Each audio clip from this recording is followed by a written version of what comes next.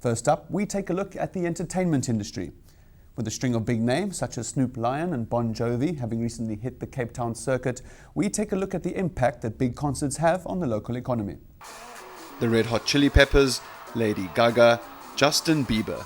These are just a few of the major music artists who have performed in South Africa over the past 6 months, all to sold-out stadiums with ticket prices of around 700 Rand each. And whether you're a believer or a little monster, it's a small price to pay to see your idol up close. When it comes to the economy, the benefits are multifold.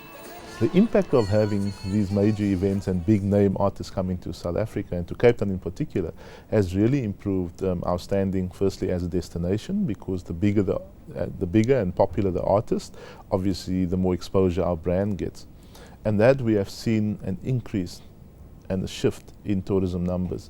And so obviously the services industry that's dependent on visitors coming in. We have seen more jobs created, seasonal jobs, but also leads to some permanent jobs.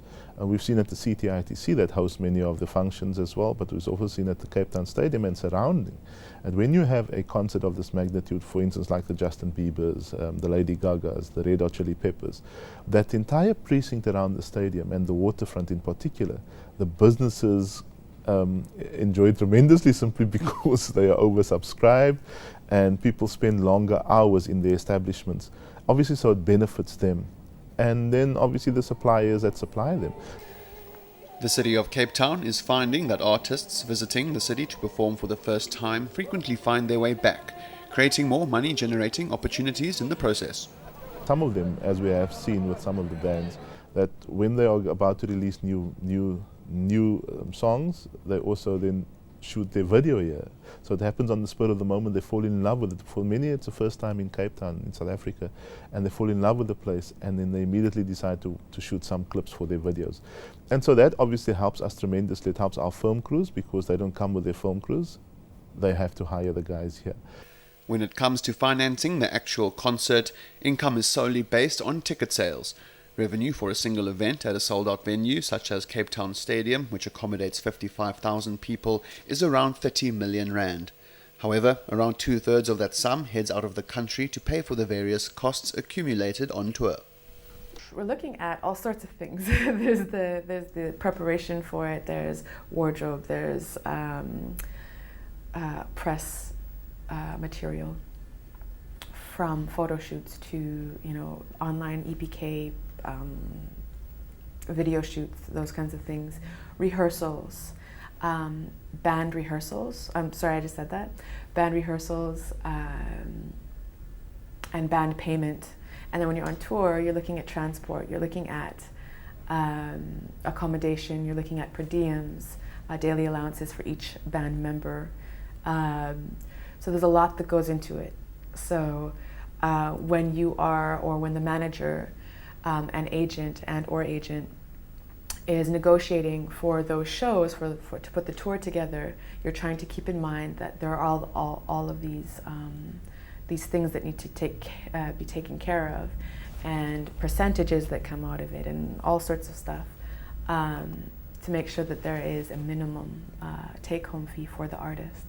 So it's a lot. It might seem like, wow, those rates are really high.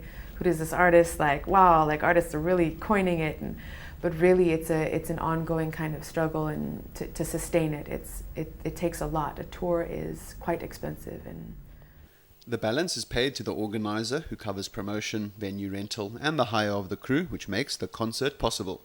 I mean, one can't afford to have a Lady Gaga and work on just your door. So there's a deal that takes place.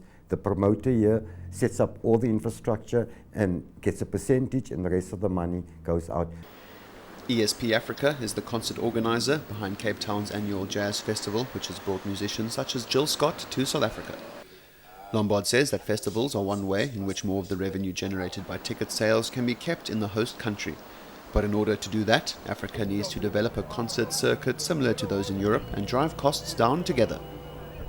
There is a hunger for international artists to travel. We have a problem. Number one is the distance, especially with Americas, because those are all the big names.